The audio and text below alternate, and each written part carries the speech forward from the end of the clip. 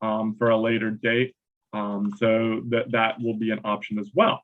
But without further ado, I think we can go ahead and get started, and I'm going to introduce today's speaker real quick.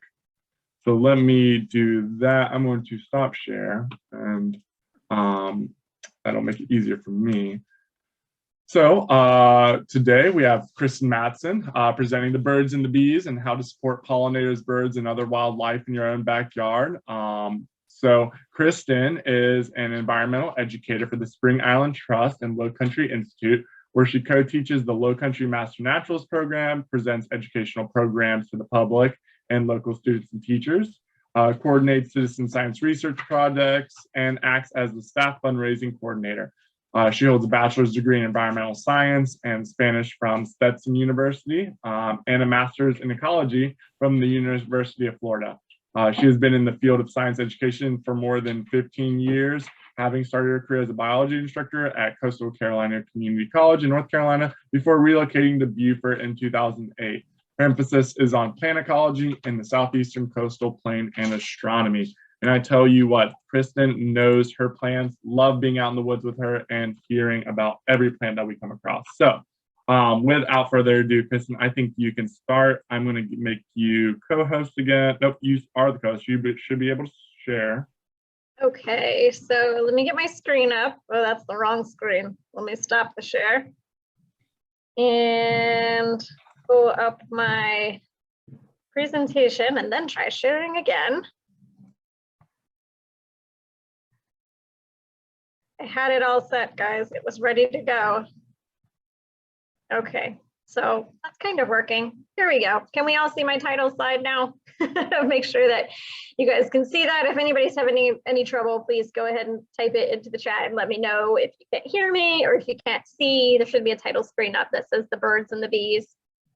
And I don't know where you guys are right now, but it is starting to pour where I am right now, and it's thundering and lightning. So let's hope that all the electricity stays going and that we don't have any trouble hearing me as well if the rain gets super loud. So again, please let me know if you're having any trouble by typing into the chat. So what I want to talk about today, this is a presentation I've titled The Birds and the Bees and How to Create Backyard Habitat or Front Yard Habitat, depending on, where you are or what kind of situation you're in.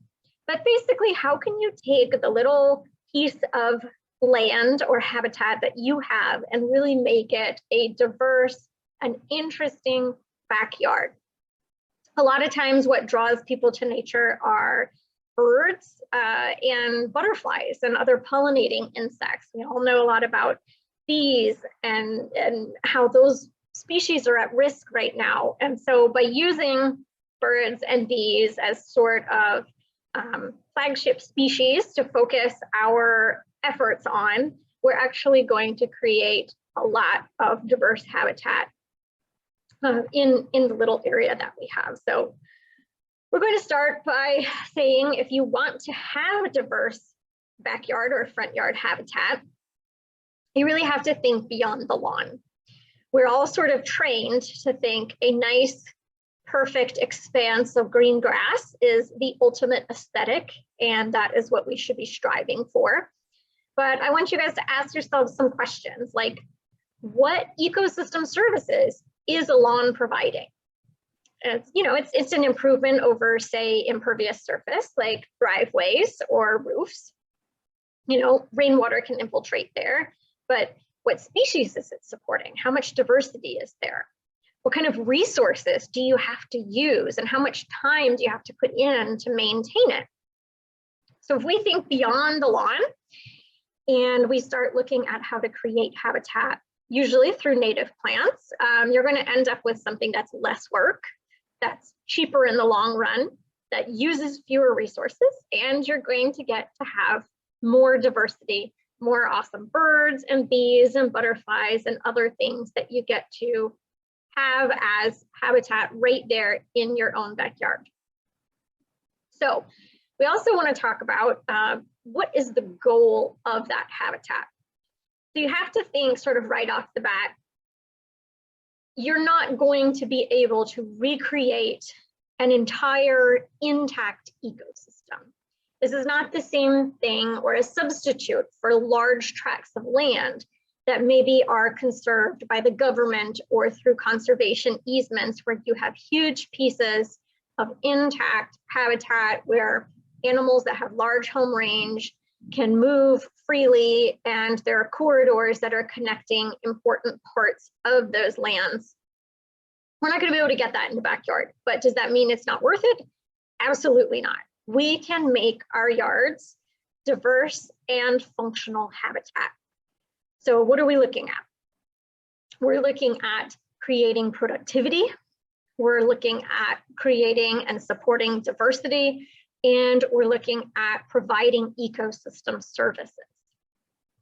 Now, I've learned much of what I'm talking to you guys about. I mean, as an educator, I've always been interested in native plants, but a lot of what I'm going to talk about has come from my own experience doing this in my own yard. And I would say almost all of the pictures, aside from the really nice green lawn that you guys just saw, are generally, they're out of my own yard. So these are all things that I have observed, seen, grown, and had happen right behind my house. And just for context, we live in Beaufort, and we are basically right in between the turn for Port Royal and downtown Beaufort, near the hospital and in Mossy Oaks. So this is not, we're not out, you know, in the countryside where there's lots of open space. We're in a neighborhood, and it's really cool what you can do in a relatively small area when you start to learn, okay, what are the things that are going to give me the most impact, and how can I make this stuff happen? So let's talk about first, what is productivity? So if you're going to use backyard habitat and you're going to encourage productivity, what even is that? Basically what it is making organisms. So ultimately it all comes from energy from the sun, goes into plants. Those plants produce leaves and trunks and whatever, flowers, and then an animal might eat those, or they might die and they decompose and a fungus absorbs them, or bacteria break them down. Ultimately, all of it's coming from the sun, and it's turning into plants, animals, fungi, microscopic organisms. Life would not exist without the sun, but then that foundational level really is plants. Plants converting all of that into these other animals. Now we look at biodiversity. What is that? And this image is a depiction of the tree of life. Basically, how did all of the different groups of organisms that exist, how and where did they develop? And you can see there's a great deal of diversity in this tree of life. Within a changing environment, diversity is helpful. So if you have environmental changes, the more biodiversity you have, the more likely you are to sustain at least some of those species. And as we all know, the environment can be rapidly changing, particularly due to changes that humans are causing on the landscape right now.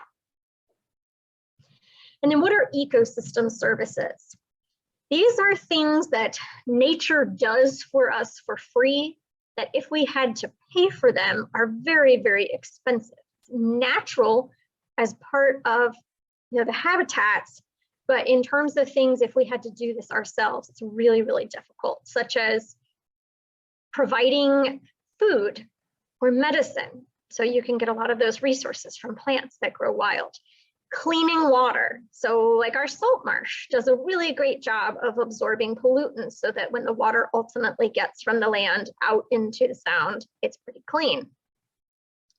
Things like preventing erosion, pollination. I mean, a huge amount of the fruits and vegetables that we eat would not exist if we didn't have pollinators doing that work for us. Other things like nutrient cycling, soil formation, recreation even, the things that we get to do and enjoy in nature. So nature is doing all of these things for us. we can, within our small backyard habitat, help recreate and implement some of these environmental services. So how do you get started? So let's talk about how we get started. First of all, you have to consider your expectations for what you're trying to achieve. Now that's probably going to depend on what kind of neighborhood or area you live in. If you live out on a large piece of property, you will probably have different expectations for what you can achieve than, say, someone who is in a small, recently developed area that has homes that are very close together. But does that mean that it's not worth it? Absolutely not. The key here is that something is better than nothing. And you can always do something to increase biodiversity, increase your enjoyment, and increase the wildlife, birds, and the bees that you get to see on your own property. You also, of course, have to take into consider constraints. So if you have an HOA or a particular neighborhood aesthetic, you may have to meet that first. But again, there's great ways that you can take just native plants and swapping out the typical landscaping plants for those natives, still getting the same aesthetic, but having plants that are much higher value. And we'll talk about why that is and what I mean by that later. And then in terms of value, I'm not talking about property values. I'm talking about what you choose to put on your landscape. Some plants are higher value than others in terms of the types of biodiversity that they can support. So if you want to support the maximum number of species possible, learning what is going to give you the most bang for your buck is really important. And I just want to give you guys a statistic that is shared by Audubon Society. And they say that the traditional suburban lawn on average uses 10 times more chemicals and pesticides per acre than farmland. So while we have this tendency to kind of blame large scale farming for being problematic, what we do in our own yards collectively is hugely, hugely important on the landscape. And again, we'll get to this later, but the things that we use and do on our landscape can harm our biodiversity rather than help it. And so if you're trying to promote biodiversity, you want to make sure that what you're putting on the plants or on the landscape is not going to undo all of your hard work. So we want to start with all living things have certain needs, and the basics are food, water, and then shelter or a place to raise young, and sustainable practices. So that's the way that you work on your landscape to help make sure that all this food, water, and shelter that you've provided is not actually ending up harming any of your creatures that you're attracting. But really, it all goes back to native plants. There is just this amazing diversity of native plants, and thankfully now more than ever, they're more available. It's easier to find them. It's easier to find information about them as well. This is really the foundation for the whole system. These are plants that are going to be producing flowers that pollinators visit. They're going to produce seeds or fruits that the birds eat. They're going to be hosts for many of the insects that have larvae that feed on the vegetation, which then also feed birds. So again, you can kind of see how using birds and pollinators are really good species groups to focus on. When we go to native plants, we're reducing or eliminating using drinking water to support those plants. Usually once they've been established and watered in for a few weeks, maybe a season, they shouldn't really need any supplemental watering unless we're in a prolonged drought. Even then, we don't water at our house. Once everything got established, we don't water at all. You don't need as much fertilizer. These are plants that are adapted for the nutrient-poor soils where we are. They're going to do just fine. And in fact, by putting fertilizer on native plants, sometimes all you do is you help the weeds. You don't need the herbicides as much because they're going to be adapted for the pests and other things that could harm the plant, so you won't have to treat them for any of those problems that some of our cultivated plants will get. And then what they do, besides providing all of that food, they're also the structure, their nesting habitat. So this is really the key, is coming back to these native plants. So we're going to kind of work through how to use native plants and in what ways we can support these groups to attract them to your backyard. So the key here is, if you want to grow birds, grow insects. I think many people get their start learning to appreciate and enjoy and interact with nature by bird watching, whether it's going out specifically with binoculars to hunt species, or to look for, I don't mean hunt by kill, I mean look for species that you haven't seen before. But it could just be a bird feeder in your backyard, and you're getting to know the species that come and eat the seeds off of that bird feeder. Well, if you want these birds to thrive, to reproduce, to increase in population, it comes down to planting plants that insects will feed on. So you may have to adjust some of your expectations. If you have leaves that are being chewed on by an insect, that's a good thing. That means that that is food for all of those birds. 96% of our terrestrial birds rear their young on insects. Okay, so that means even a hummingbird, which we know drinks nectar, is going to feed its babies insects. And cardinals, which come to our bird feeders and eat seeds, they're going to feed their babies insects. And most of the time, those insects are caterpillars.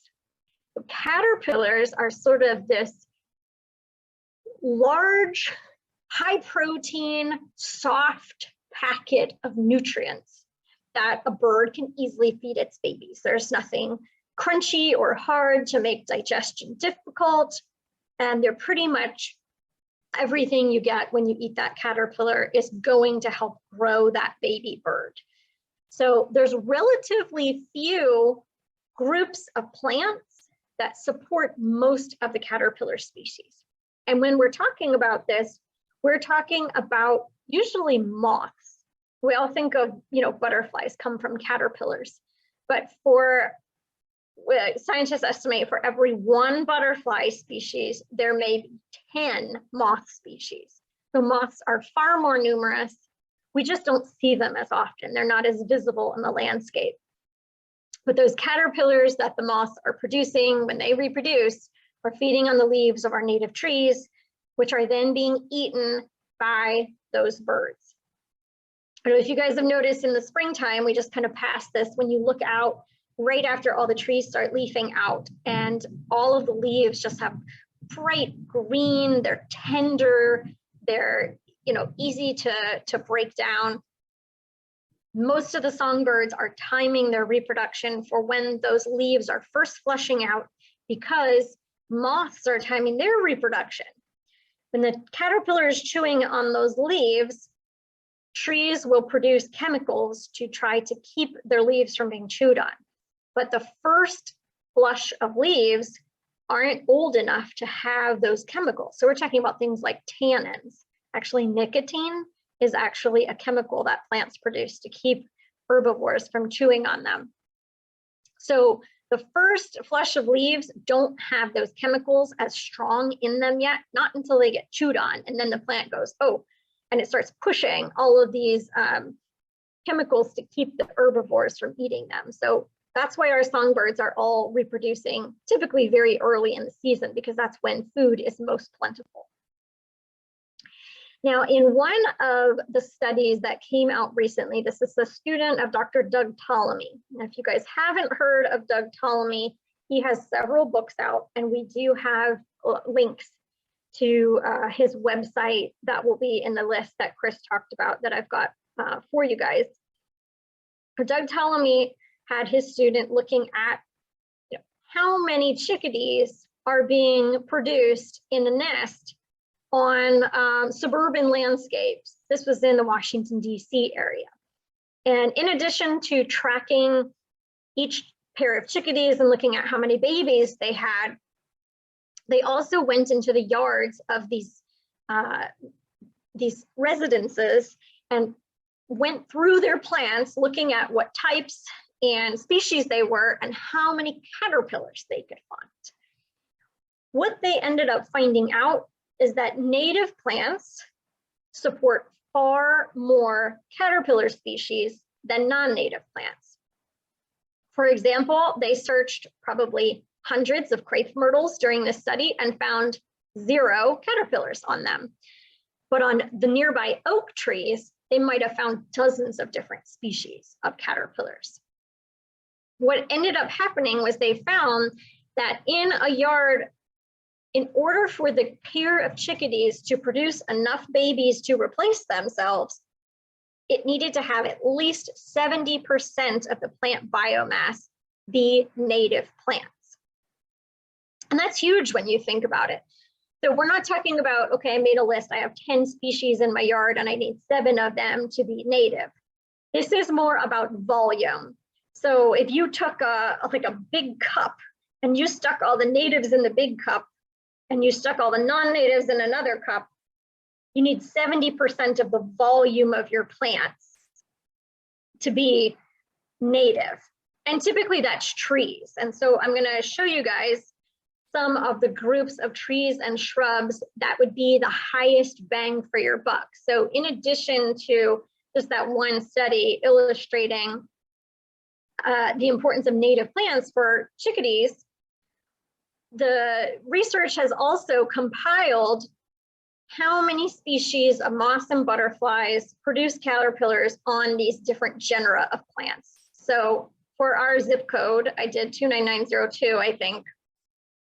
For oaks, there are 443 lepidopteran species that will feed on those plants.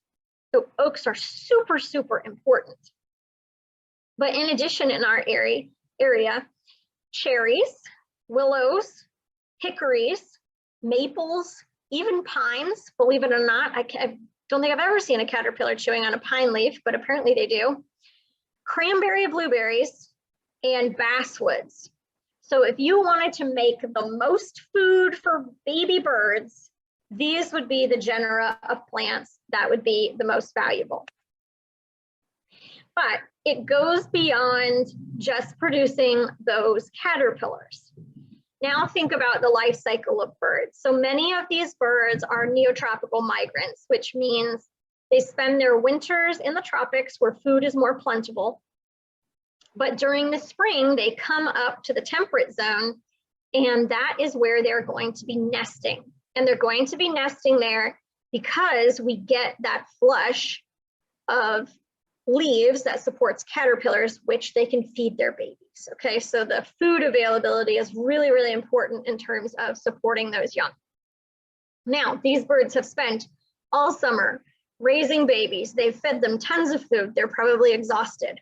Their body condition might be depleted, and now they have to fly potentially hundreds or thousands of miles back to their wintering ground. And it's getting cool, so the insects are tanking. So what are they going to feed on now? And in that case, the birds are going to be feeding on berries. So many of these birds are going to be switching from feeding young insects to eating berries during their migration.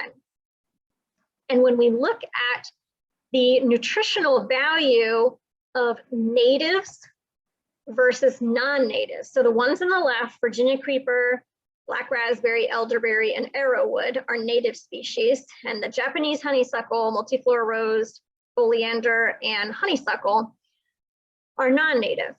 The fat percentage, look at the great difference between those two groups. So these birds are going to get far more nutrition and have far more improvement to their body condition by eating native berries versus non-native berries. And then unfortunately, if we replace the natives with non-natives, now that's more available. The birds eat more of it simply because that is the food that is available to them. Then through their guano, they spread them to more areas. It's sort of like a negative feedback loop. They're then increasing the number of non-natives, which then they eat more of, which then spread more. So it's very important to look at the quality of what you're putting in the landscape. And our animals are adapted to our native plants. So if we want to support those birds and bees, we're going to put natives in. Here's an example. Hey, Kristen, yes. real quick. Yes. What was the website that had the trees by zip code? So it's part of the National Wildlife Federation, and that's on the list of links that I gave to you. And I'll make sure, if you guys have trouble getting them, I'll make sure that I can send like a clickable PDF to Chris later that he can share with you. But I think I Googled like National Wildlife Federation Plant Finder, and it'll say that it's based on Doug Ptolemy's work. So I want to show you guys a few examples of the different types of berries that we have. So on the top left, we have Yaupon holly. Top right is pokeweed. Bottom right, beautyberry, and bottom left, dewberry. And you notice between some of those berries, there's differences in the way that those berries are going to ripen. So for example, the Yaupon holly berries or the beautyberries are less juicy, they're less sugary. So those berries tend to have a longer shelf life, and that means that they will be available when the birds have already kind of run out of other foods. The dewberry and the pokeweed, on the other hand, are juicy and sweet, and they'll quickly rot. So those are the types of berries that birds are going to flock to and eat immediately after they become ripe. So having a diversity of food sources on the landscape is helpful to attracting diversity of animals. And also you might notice that all of those berries, the individual circles, are around the same size. They're about the size of a songbird's mouth.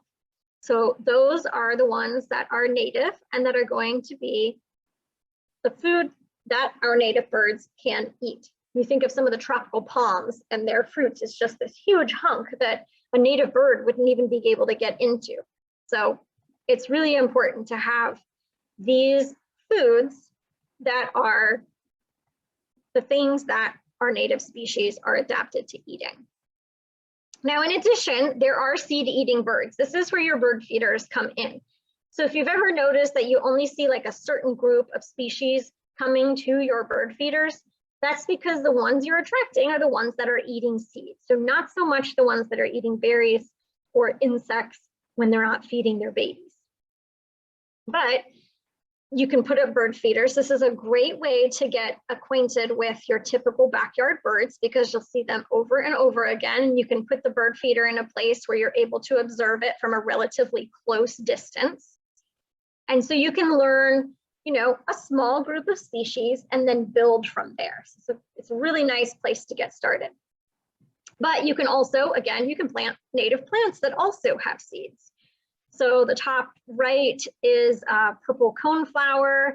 Top left, I think, is our one of our verbenas that blooms in the fall. And then below that, native grasses.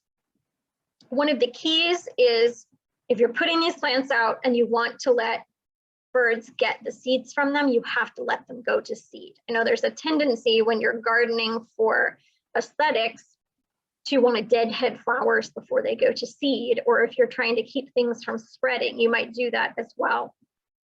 But in order to allow the wildlife to make use of those resources, allowing these plants to go to seed, or at least in some areas where you aren't trying to keep as clean of a an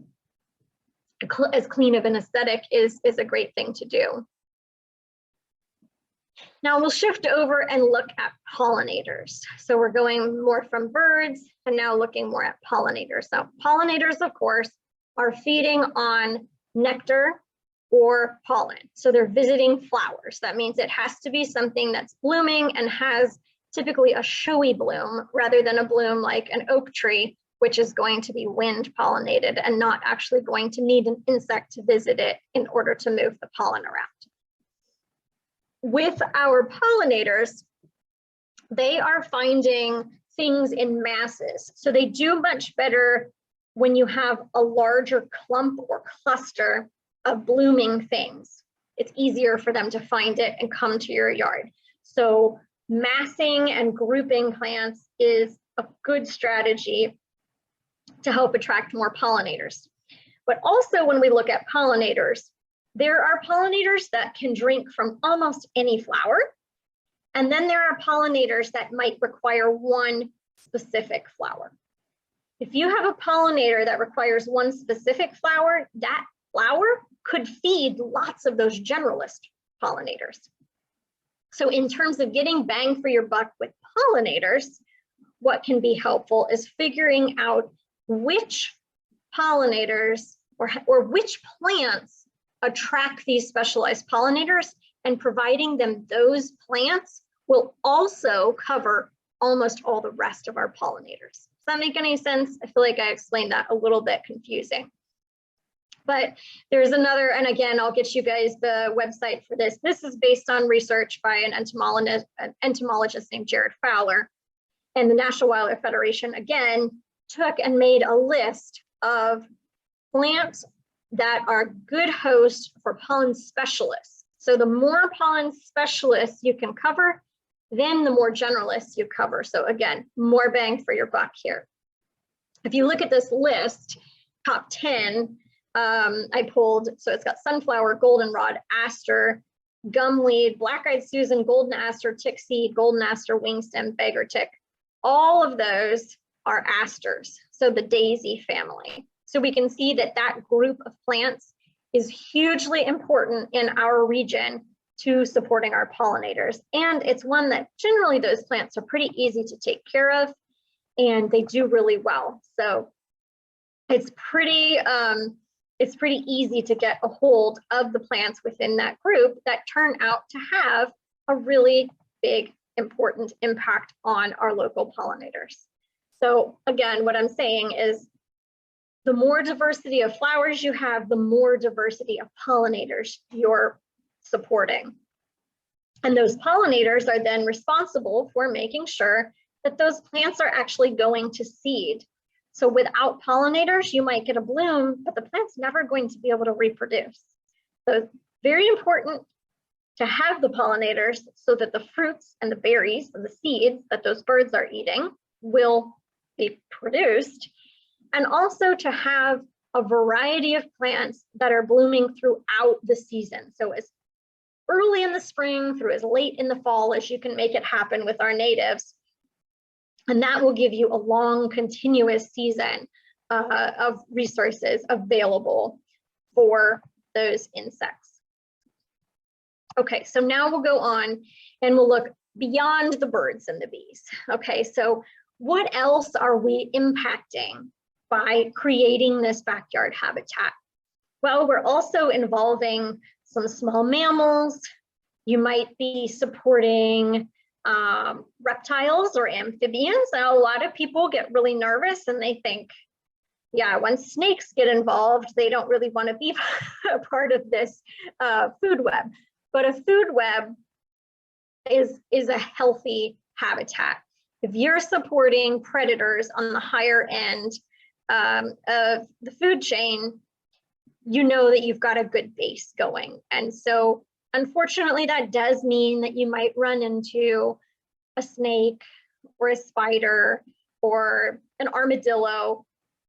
But when you've got a more natural yard, those things are not necessarily the negative that many people see them as. Now, I'm probably different than most people, but I get super excited when we see snakes in our yard.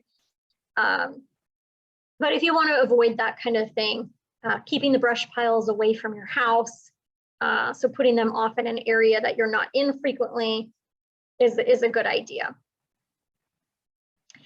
This is another species that you might find in your yard that not everybody is interested in seeing, because particularly in some places, the deer will come through and they will eat all your good stuff. And so this is a picture from my yard where we had a whole herd of deer. And actually this weekend, all Memorial Day weekend, we kept seeing this female deer and actually thought she was pregnant. She might have dropped her fawn in our yard. So we're so excited to see if maybe that little baby will come out so we can see it soon. There's a nice sort of tangled, dense area over at the side and back of our yard. where we think she has the baby hidden. So anyway, I'm very excited about that. One of the keys here, if you don't like the deer, what you can do is plant native plants, which should do well in our environment, and don't fertilize them. Believe it or not, deer can smell nutrients.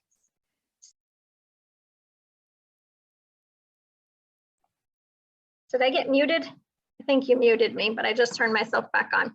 So if you fertilize a plant, the deer can actually smell the increase in nitrogen and they're more likely to come eat it. So if you will plan to not fertilize, it's less appealing to the deer. Or in our case, we plant prolifically, we let things seed themselves, and if the deer eat some of it, generally speaking, there's plenty of others that they didn't eat.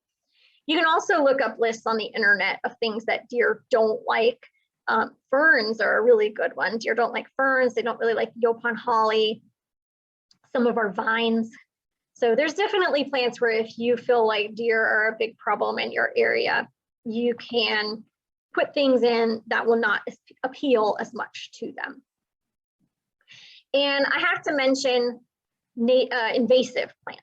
So ones that are not only non-native, but invasive, meaning they will take over and displace our native plants and completely wipe out everything in a habitat and just become this monoculture of that one plant. And in many cases, these are plants that have very few herbivores, meaning there's going to be very few insects, which are not going to support your birds. And the berries that they produce are going to be low quality. So there's a lot of incentive if you see any of these non-natives on your property to make it a priority to remove them, because they are going to reduce the biodiversity that you're able to support. So you can look those up online again if you need a list on the Clemson Extension website. Now, so we've just talked a whole lot about providing food. We also said water, cover, and best management practices are important to support the biodiversity. So ways you can provide water. One is if you're on a natural body of water, like a pond or a lake or salt marsh, to make sure that you have a healthy buffer. So that allows animals to move along the edge of that water body. And it also ensures that any contaminants, pesticides, sediments, stay in your yard, get caught by this buffer, and don't get out into that water body to degrade the quality. You can put in rain gardens, which those are areas that are low-lying, that a lot of water drains off an impervious surface and goes into that area. And what you're doing is you are catching the water before it goes into a storm drain, which is better overall for environmental quality. You could have a water garden, which you can plant lots of different species in. And one of the keys in water gardens is if you really like to see different bird species, if you can have the water move a little bit and make some sort of noise, the birds key in when they're on migration, they key in to the noise of the water. So they'll come find your water garden because of the moving water, and it helps cut down any mosquitoes that you might have. And then the last thing is moisture through a butterfly puddling station. That helps our butterflies get nutrients that they need for reproduction. And of course, these areas can support other animals too, like frogs, toads, salamanders that need fresh water to reproduce in, and dragonflies or other insects that are going to be having a portion of their life cycle where the larvae is actually in the water. So you can do a lot to help support other groups of animals if you have enough room or are able safely to put a small water feature in your habitat. Another thing you can do to help animals in terms of providing structure or placing places to reproduce is nest boxes. So the far left is a pollinator nest box. And what the native bees and wasps will do is lay their eggs on a food item in those holes, stuff it full of mud or straw, and the baby will develop in there. So what do you think? Okay, what would they do naturally? Well, they would probably use old stems or hollow reeds. So you can actually, I'm going to get to it later, you can actually manage your habitat to provide natural nesting areas for them as well. But you can provide these nesting boxes and then you get to watch it firsthand. The one in the middle is a bat box. Of course, bats are excellent pest control, help keep the mosquitoes down. So we like having those around. And then things like on the right where you would have a bluebird box where bluebirds or chickadees or something like that, or even owls in different types of boxes will come and nest. So you're providing habitat that you might not naturally have a huge old tree with a big cavity in it, but you can provide one of these nesting boxes to artificially supplement. Now, these trees are important for more than just providing leaves for caterpillars to eat and providing seeds. They are also the structure. They're the structure that makes sort of part of the layers of your habitat. So a good alive tree is fine, but if you have one that starts to die and it's in an area that you can leave it and it's not going to harm anyone, the decomposing wood is also a huge important habitat need for many of our species, like woodpeckers. So beetles are going to lay their eggs in that rotting wood. Woodpeckers are going to come along and eat them. The canopies, of course, are providing cover and shelter for other birds to hide in. And then as the tree eventually falls down and becomes a decomposing dead log, it then also provides other structure and nutrients that will then go back into the ground and return to your habitat. So here's some examples of how you can create this structure in your yard. So the photo on the left, creating a cover pile. Again, I will just warn you that if you don't want any snakes on your property, the cover pile might not be what you want. But we'll tend to pick up small sticks and branches and pile them against a tree where we can provide some structural habitat for wildlife. And then we leave all of the leaves and pine straw and everything, the natural mulch that falls down, which is an excellent cover for the ground to help retain moisture, help retain nutrients, breaks down and fertilizes the soil, and you don't have to rake leaves anymore. It's great.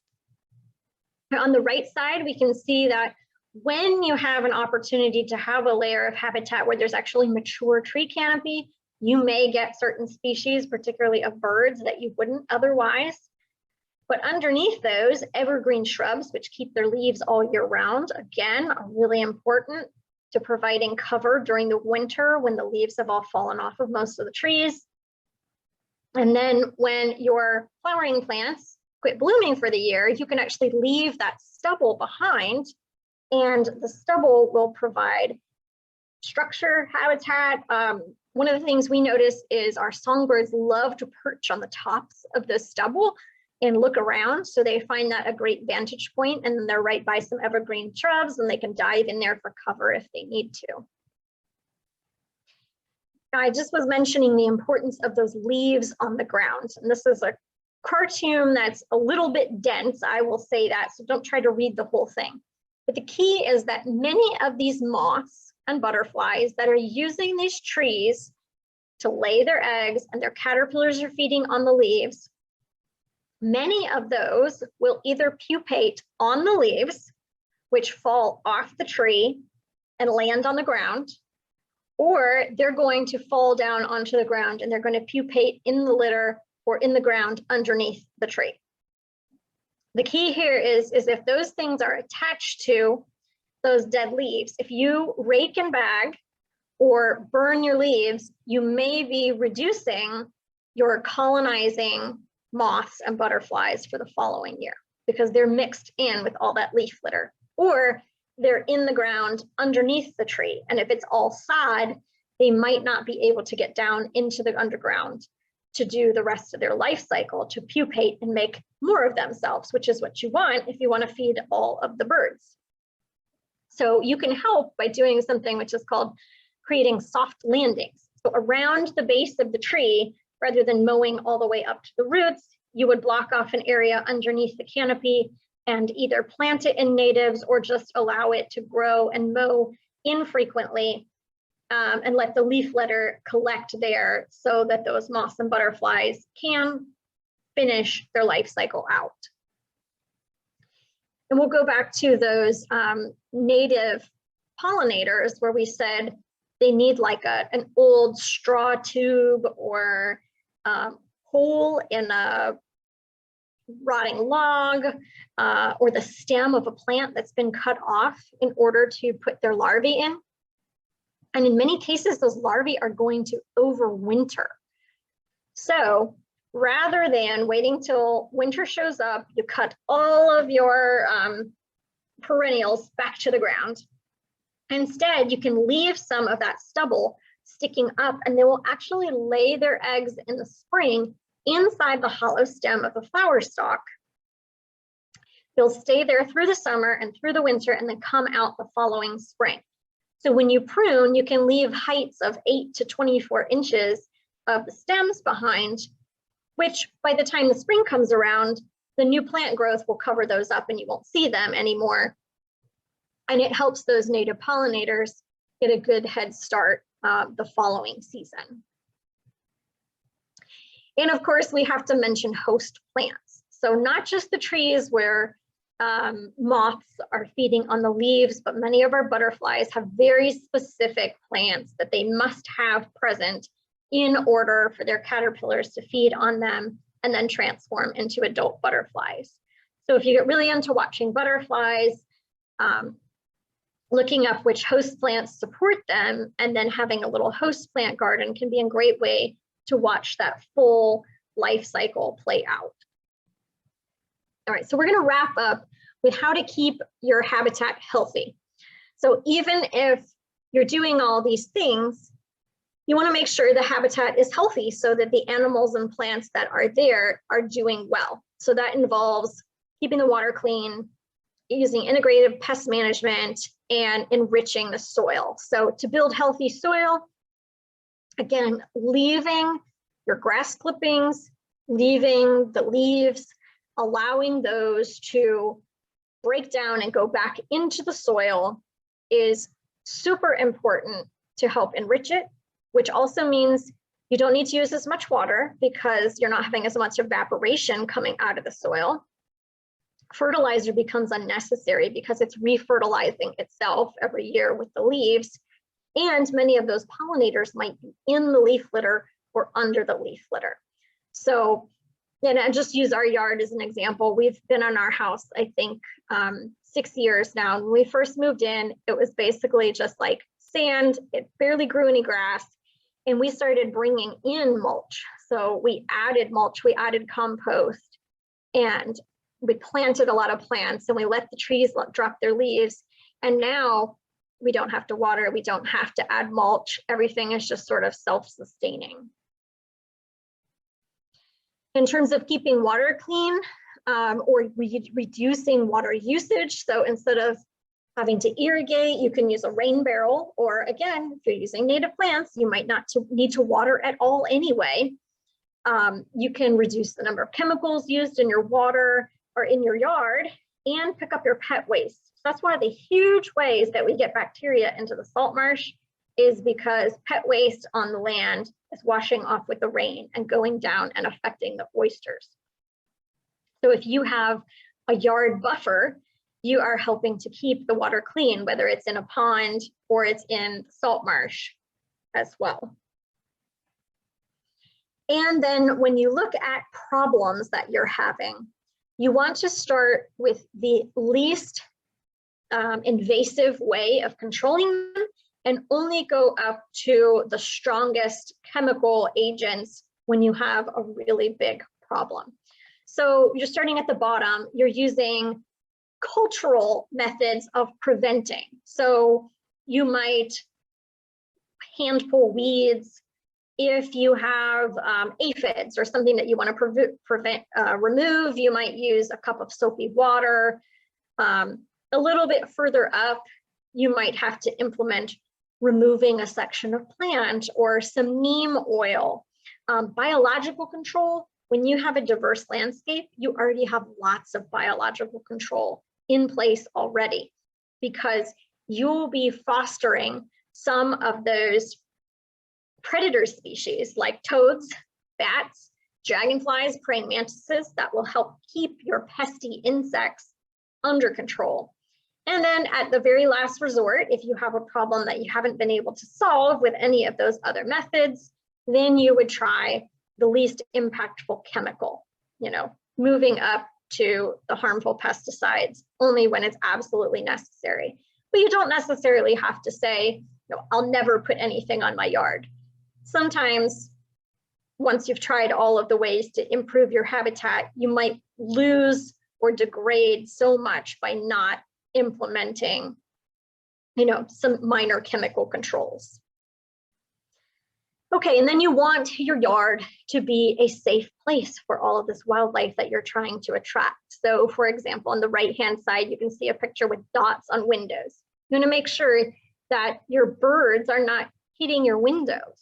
Let's see if I can read it down here, that birds, Smithsonian Institution is estimating that between 35 million to 1 billion birds are being killed by window strikes annually. That's a lot of birds. So if you were attracting birds, but then they're not surviving because they're hitting windows, you can do things like adding window film or stickers, and the Audubon Society and American Bird Conservancy are excellent resources for that.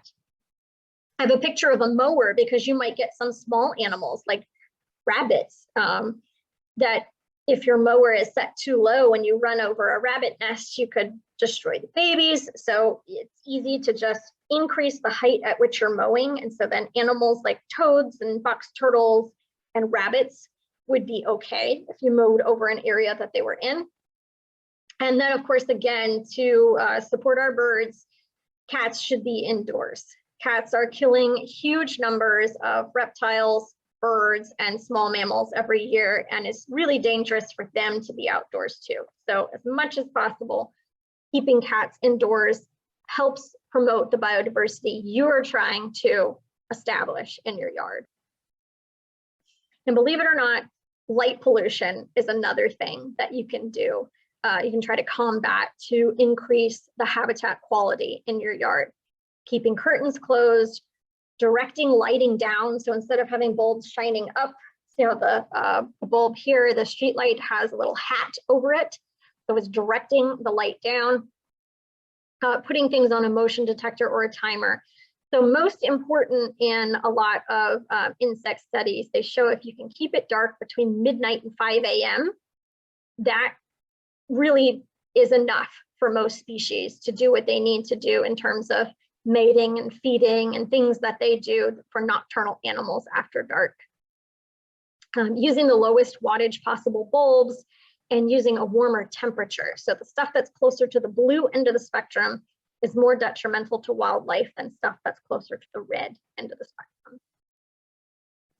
Okay, so now I gave you all this information and you're going, oh my gosh, I just wanted to have like a few butterflies in my yard. What do I do?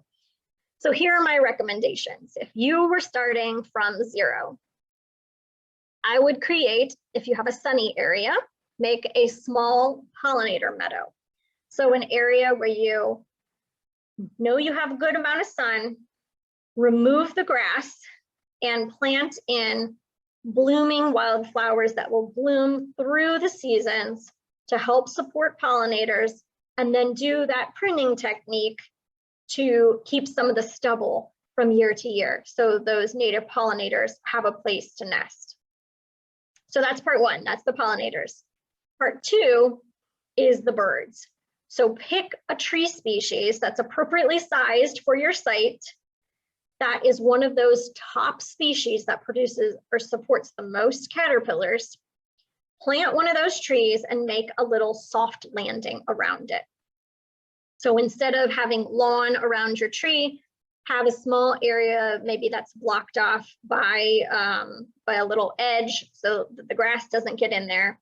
and plant in that area some shrubs that produce berries or fruits, or some grasses that produce seeds, or some flowers that you like, and then just let the leaf litter accumulate in there so that you have a soft landing under a tree to help support those caterpillar species. Okay, so last thing I want to mention is just credits for all the photos. Most of those go to my husband, who spends the most time out in the yard looking and keeping track of things and taking photos.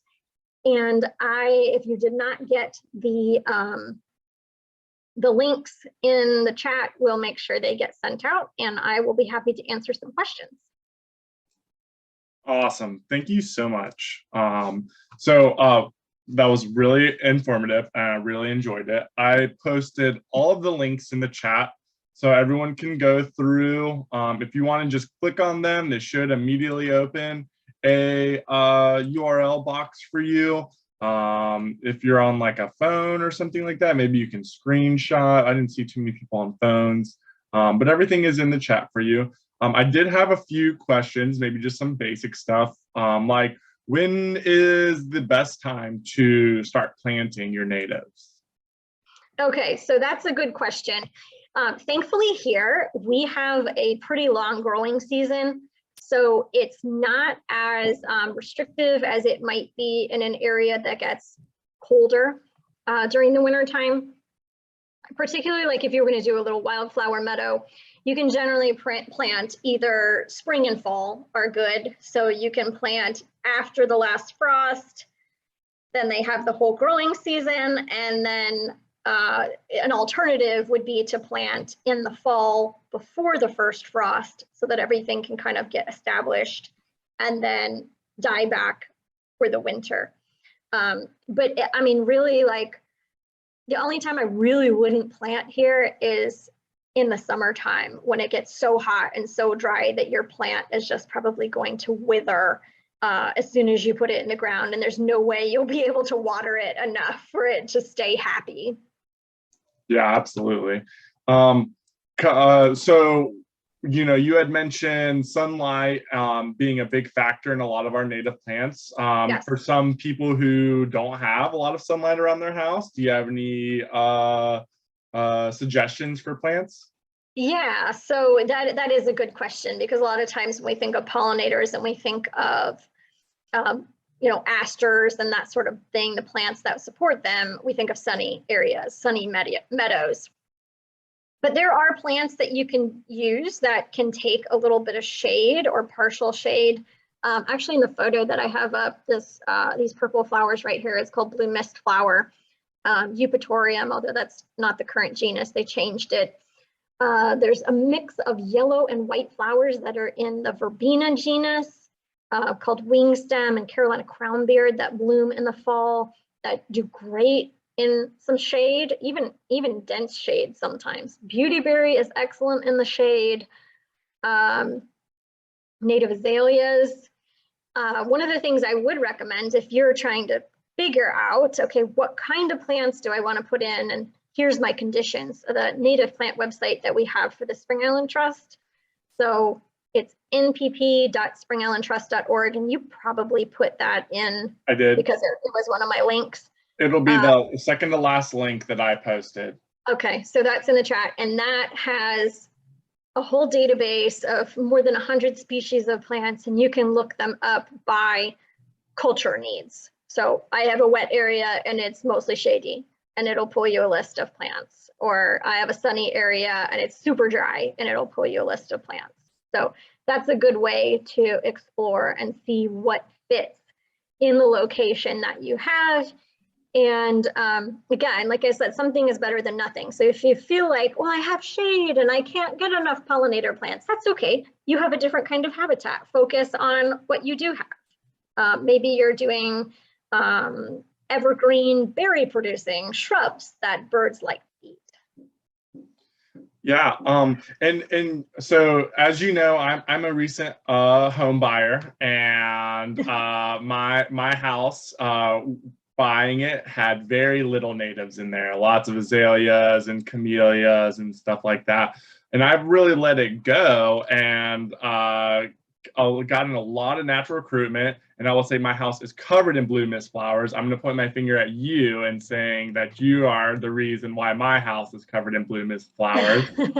I also, but you know, I don't know what your feelings are on that, you know, where it's more of an unkempt garden. I definitely, from not mowing and stuff like that, have seen a lot of invasives pop up too, which then requires me to start pruning all of them.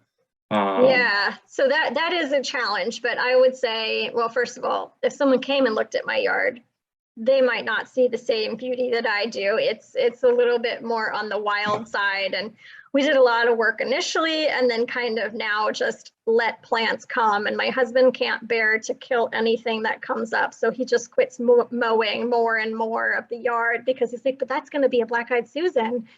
That's going to be a passion flower. I can't run it over with the mower. So just reducing your frequency of mowing, even if you decided you did nothing except for mow every 3 weeks, and you bump your mower height up to every 4 inches, you're going to have things like clover and frog fruit, little native blooming things down in the grass that will become, you know, resources for pollinators. So you can do that. And like Chris said, learning those invasives, learning to recognize them, and then if you spot one, getting rid of it early before it gets established and becomes problematic in your yard. But yeah, definitely, like where we are in Mossy Oaks, things like wisteria, tallow trees, ligustrum are prolific, and you'll find them, and it's kind of a constant vigilance, I guess, to keep your natives thriving and keep those invasives out, because you're not going to remove the source. Right. What about this is a fun. What's your favorite native plant, native flower? Maybe just to give some people some ideas of what maybe they would want to plant. Well, okay, so that's a really hard question for me, because I kind of love them all. They're definitely like all my favorites. In the spring, we have this little cluster of red buds with golden groundsel and native azaleas underneath them, and I just love that little vignette. That actually was in, I think, my previous picture. Yeah, the one on the right, where it's the red bud in bloom with the yellow flowers and the native azalea. I get really excited about that. And in terms of like fall blooming things that have done really well, that blue mist flower, the white wing stem, and the yellow Carolina crown speared, they do super, super well, and they do well in most conditions. So even if you've got some shade, even if you've got some sun. But my actual favorite native flowers, I don't grow, because they're native terrestrial orchids, and they're very limited in their distribution and very difficult to grow. So I just go hunting for those out in the wild. Yeah, absolutely. Yeah, Jake showed me some beautiful orchids in web a couple months ago that were awesome. Neat. My favorite, I'm going to say my favorite is probably the passion flowers. I think their flowers are just so alien looking. I think they're quite bizarre, so I really enjoy them. They are really beautiful. Well, thank you so much for having me. Thank you, and if Kristen. anybody's got future questions, feel free to contact me. Yeah, please. And if everyone wants to I'll give you another second to click those links if you want them. If you have any other questions that you think of, you can, if you don't have Kristen's number, it should be on the Spring Island Trust website. And if you have my contact, you're welcome to direct a question towards me and I can send it to Kristen. But if that is everything, I am going to log off, and we'll see you in a couple weeks. All right. Thanks, guys. Thanks, everybody. Have a great day.